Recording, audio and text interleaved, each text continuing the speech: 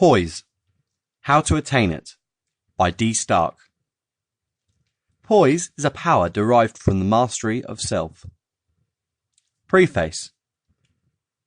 All efforts directed towards the correcting of temperamental or mental blemishes or defects and nervous conditions are of benefit to humanity.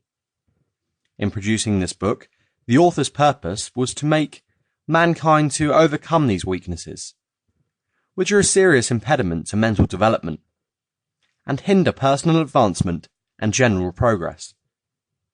The aim of the publishers in issuing this translation is to put into the hands of those who wish to overcome their failings, become masters of themselves, and command the attention and respect of others.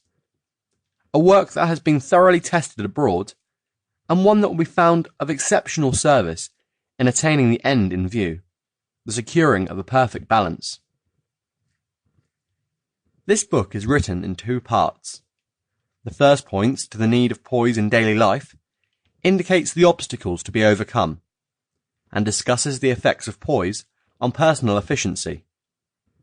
The second instructs the reader how to secure that evenness of temperament, which is the chief characteristic of poise.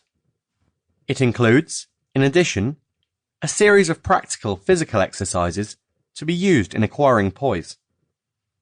If such a work as this is to do good, if the reader really wishes to benefit by the advice that it gives him, it must be read thoughtfully and diligently, not fitfully and forgetfully. The reader must steadfastly keep before him the maxim of the author. Poise is a power derived from the mastery of self.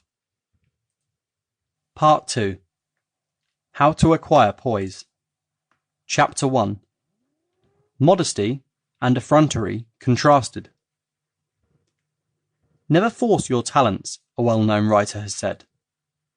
One always feels like crying this to those who, thinking to reach the goal of poise, fall into excess and develop effrontery and exaggeratedness. Poise cannot exist without coolness. We have seen that this quality is rarely met with in enthusiasts. It is never found in those who have effrontery.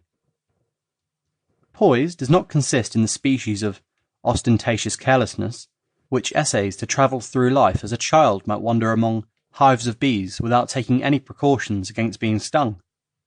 Neither is it that false courage that drives one headlong into a conflict without any thought as to the blows likely to fall upon the foolhardy person who has ventured into it. The principle upon which we must start is this: life is a battle in which strategy always has the advantage over blind courage. Unfortunate is he who, by his boasting or lack of generalship, decides upon an attack for which he is not really prepared.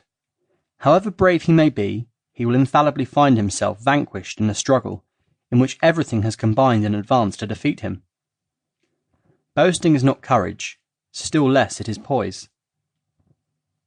Poise is a power derived from the mastery of self. It inhibits all outward manifestations that are likely to result in giving information to strangers with regard to our real feelings. Braggarts cannot avoid this stumbling block. They know nothing of the delights of contemplation, from which arise ripe resolutions that will be steadfastly followed. With the noise of their boastings, with the shouting of their own braggart ineptitudes, they hypnotize themselves so thoroughly that they are quite unable to hear the counsel that sane wisdom appears in their ears. They are like the man in the Eastern fable who was quite unable to follow a beaten path, and was constantly wandering across the fields of his neighbours. These detours were, in general, much longer than the direct road would have been, and he received a constant stream of abuse, to say nothing of blows, from the people whose crops he was ruining. But he seemed quite insensible to assaults, and insisted upon following, across lots, a road which led to nowhere. It would be difficult to paint a more faithful portrait. Like the peasant in the story, the man of effrontery is always wandering far. Sample complete. Ready to continue?